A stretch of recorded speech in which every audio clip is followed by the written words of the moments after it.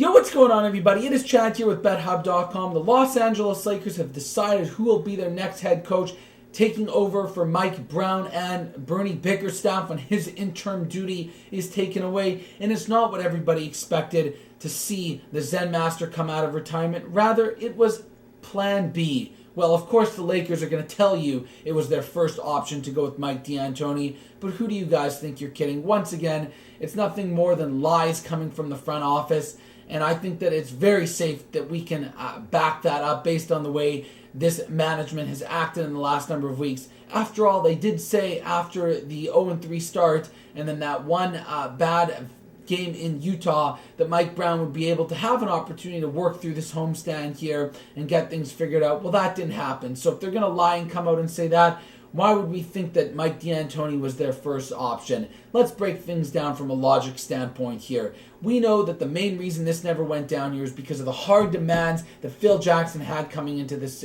circumstance. He knew that the organization was desperate due to the high expectations they had and the poor results that were coming early on in this season, and he went hard at them. He wanted to have managerial decisions with this team. He wanted to be able to skip road trips whenever he wanted to. He wanted to bring his assistant coaches back and get rid of the ones that were currently on the staff, and that included trying to get Brian Shaw out of a contract with the Indiana Pacers right now, something that they were not eager to do, that require further compensation for the LA Lakers. And furthermore, he would also command a much higher salary than Mike D'Antoni, probably somewhere in the $10 million range per year, which is what he was getting in his previous seasons with the Lakers. Rather, D'Antoni signed a 3-year, $12 million deal, which is only $4 million a season, less than half the price. So you add all that up, and it was just way too much for the Lakers to sacrifice. And this is a proud, historic organization that is not going to allow any coach or manager step all over them and command the control that Phil Jackson was wanting, even with the track record that he had. And I actually give the Lakers a bit of a round of applause for having a firm stance and not allowing that to happen. There's not a chance they should have bent over backwards and allowed Phil Jackson to have that much control. Because truth be told, this team, as good as they can be right now, I don't think that they're necessarily the best team in this league, and there's no guarantee that Phil Jackson would be able to get them the elusive title that they're looking for with them here and the years moving forward. Now, of course, I believe if he was there, their chances would be better than they would be with Mike D'Antoni, but at what cost? It was way too high, and that doesn't mean they can't succeed here with D'Antoni moving forward. And, the thing that really bothers me about this whole situation, I sort of briefly talked about it in a post that I had on our website the other day when Mike Brown got fired, is he never got a fair shakedown in this season here to get things turned around. Because, how can you say that after 4 games of the regular season someone is done? He never even had a long-term opportunity here to work with Steve Nash in the offense or let Dwight Howard's back fully heal to get everybody on the same page. So if they're going to be so quick to pull the plug on him, why didn't they just do it after the preseason anyways when the writing was on the wall? And you guys can't come here and tell me, the preseason games didn't matter, da-da-da-da-da. Sure, they don't matter, but it's an extremely alarming situation when the team goes 0-8. You can't tell me when they were 0-5 or 0-6 that he didn't sense an urgency towards the players, stating that you guys got to win a couple of games just to get the feeling of it. And, if you're going to be so quick to pull the plug on him, then they should have just got rid of him last year after the playoffs instead of allowing the early part of the season to, have this bad record. Because truth be told, it doesn't matter what the Lakers' regular season record is. Their season will be judged by what happens in the playoffs. Does it matter if they win 47, 48, 52, 53 games? They're probably not going to get number 1 seed anyway, so who really cares if they're 2, 3, or 4, or 5? It's irrelevant at this point. So if you're going to just get rid of Mike Brown that fast, why not at least let him play it out and see if things can get a little bit better before you get rid of him?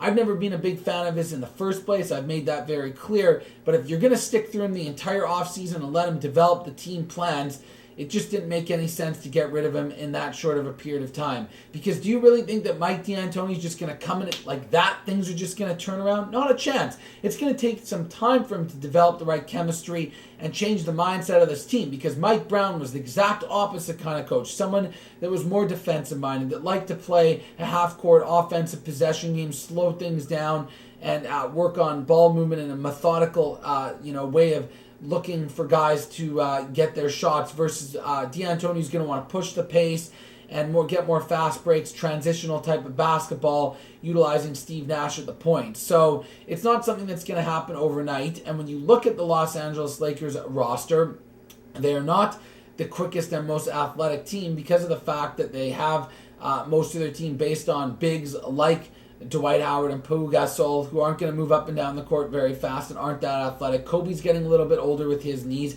Same thing with Steve Nash. These guys aren't going to be able to play 38, 40 minutes a game. They don't have a very deep bench. What kind of threats do they really have? Maybe besides Jameson scoring a little bit, there ain't much there. So everyone's just expecting this team to be great under D'Antoni, and I just don't see it happening right off the bat. Sure, it could happen, but it's going to require getting someone like Steve Nash fully healthy to get back in the lineup, which is still a month away from happening, and then getting acquainted with their offensive sets that he likes to run. Once that happens, yes, I think the pick and roll game is going to be absolutely phenomenal, and they'll be able to get it going there. But how much is going to be sacrificed on the defensive end of the floor? Is Dwight Howard going to be happy? Because here's someone that wants specific plays designed for him, and that might not necessarily be the case with D'Antoni.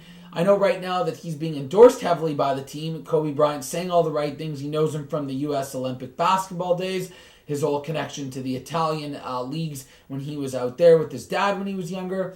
And, I think that D'Antoni is a good coach. He's far from great. You saw that he never had much success in terms of going very deep in the playoffs with Phoenix. He didn't really do all that much with New York in terms of playoff success. However, he did at least sort of take them out of that stage where they were a terrible team, made them 500 and at least somewhat competitive towards the playoffs. But we know what happened there with Carmelo and the sort of riff-raff that occurred during last year in the regular season that ultimately ended his tenure there, and dealing with similar sort of egos and personalities here with the Lakers. Who knows if it's all going to work? This isn't Phoenix where Steve Nash, who's the ultimate team player, running the show with less egos on that Suns roster versus what he's got going on with the Lakers.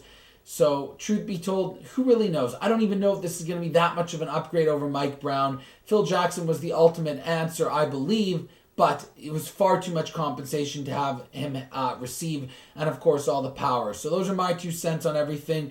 Right now, from a betting perspective, I still believe that there could be some value fading the Lakers, especially when they are going up against top-notch opponents. We've seen them have a couple blow wins, but they were against bottom-feeding teams in the NBA where good coaching isn't necessarily required. They can just sort of cruise to victories with their talent. So, you know what? You guys should get onto BetHub.com. Come and bet me or anybody else that still thinks the Lakers are going to be good right now. I just don't see it until D'Antoni gets his system in place, which ain't going to happen until at least December when he recovers from his own surgery.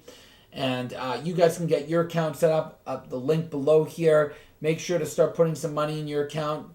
Cash in on all our bonuses. Challenge your friends. Get your own lines out there.